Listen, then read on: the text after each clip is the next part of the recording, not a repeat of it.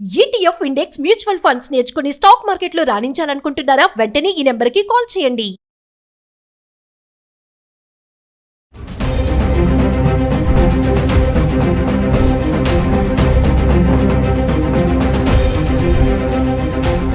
Hi hello నమస్తే, welcome back to Suman TV. ప్రస్తుతం మనతో పాటు ఉన్నారు certified astro business coach Javeria గారు.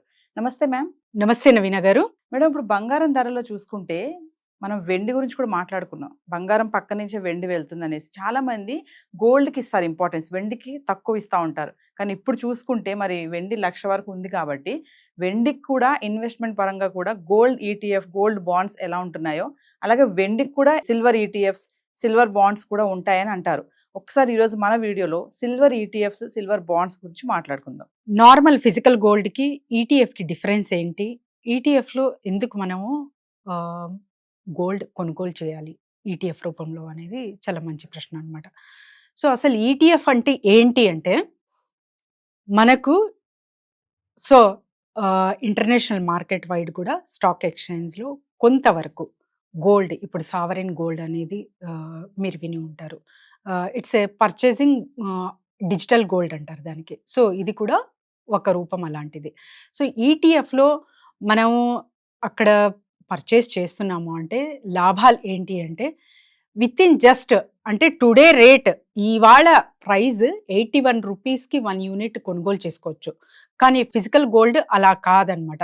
ఎందుకంటే మీరు 1 గ్రామ్ గోల్డ్ ఫిజికల్గా కొనాలి అన్నా కూడా 9,530 రూపీస్ ఇవాళ మీరు పెడితే అప్పుడు కానీ మీకు 1 గ్రామ్ గోల్డ్ రాదు. కానీ ఈటీఎఫ్లో అలా కాదు. ఎంత డిఫరెన్స్ ఉందో మీరు గమనించవచ్చు అనమాట. అంటే with in a small amount కూడా మనము గోల్డ్లో ఇన్వెస్ట్ చేయొచ్చు ఈటీఎఫ్ త్రూ. అండ్ తర్వాత గోల్డ్ మనం కొంటున్నాము అంటే లాంగ్ రన్లో అంటే చాలా తక్కువ సమయం కాకుండా ఒక ఆల్మోస్ట్ 10 to 15 ఇయర్స్ వరకు ఇన్వెస్ట్మెంట్ పెట్టాలి అనుకుంటున్నాము అంటే ఖచ్చితంగా ఒక మంచి ప్రాఫిట్ రిటర్న్స్ అనేది చూస్తారు.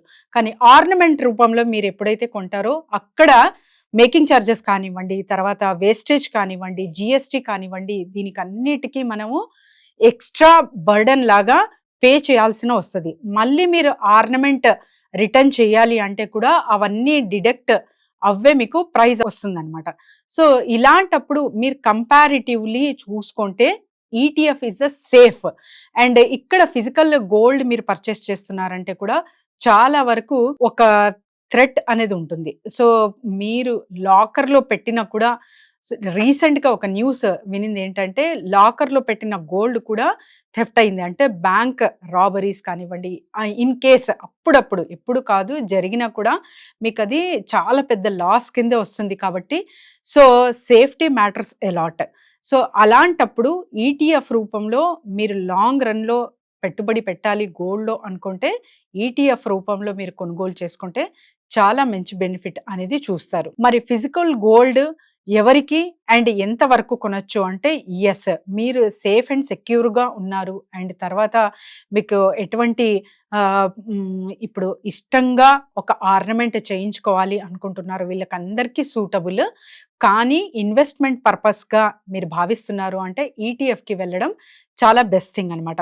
మరి మార్కెట్ ఫ్లక్చుయేషన్స్ కానివ్వండి, ఇంటర్నేషనల్ మార్కెట్ వైడ్గా అండ్ తర్వాత వచ్చేసి మనకు లండన్ బులియన్ మార్కెట్ డెసిషన్ పరంగా కూడా మనకు హైక్స్ అంటే హెచ్చు తగ్గులు అనేది చూస్తూ ఉంటాము ప్రైజెస్లో. ఒక స్టేబిలిటీ రావాలి అంటే ఖచ్చితంగా ఒక 3 months తర్వాత అయితే చూస్తాము. మరి టుడేస్ గోల్డ్ రేట్, ఇవాళ గోల్డ్ రేట్ ఎంత అని భావిస్తే కొంచెం పెరిగింది. సో మినిమం అయితే ఇక్కడ షార్ట్గా పెరిగింది చూస్తున్నాము. కానీ ఎక్కువ మోతాదులో అంటే ఓవరాల్ కంట్రీ చూసుకుంటే మాత్రం తగ్గింది నవీన గారు. ఎందుకంటే ఎవ్రీథింగ్ ఈజ్ గోయింగ్ అంటే రొటీన్లా ఇప్పుడు ఆల్మోస్ట్ ఆల్ సాఫీగా అండ్ స్టేబుల్ అవుతుంది కాబట్టి international market. So gold rate కూడా తగ్గే అవకాశాలు చాలా ఉన్నాయన్నమాట. మరీ 60,000 యార్ 70,000కి పడిపోతుందా అంటే చెప్పలేము. సో ఇలానే other businesses and other market అంటే కమోడిటీ మార్కెట్ కాకుండా షేర్ మార్కెట్ చాలా మంచిగా వెళ్తుంది అంటే చెప్పలేము. కానీ మరీ ఏదన్నా టారిఫ్ ఆఫ్టర్ పాజ్ మూమెంట్ అయిన తర్వాత 90 డేస్ తర్వాత ఏదైనా చేంజెస్ వస్తే so clashes between China and US చూసుకుంటే మనము సో మరీ గోల్డ్ పెరిగే అవకాశం ఖచ్చితంగా ఉంటుంది. సిల్వర్ లో మరి ఇన్వెస్ట్మెంట్ పరంగా కూడా సిల్వర్ ని తీసుకుంటే ఎలా ఉంటుంది, అంటే రిటర్న్స్ అనేవి ఎలా వస్తూ ఉంటాయి అనేది దాని మీద గురించి.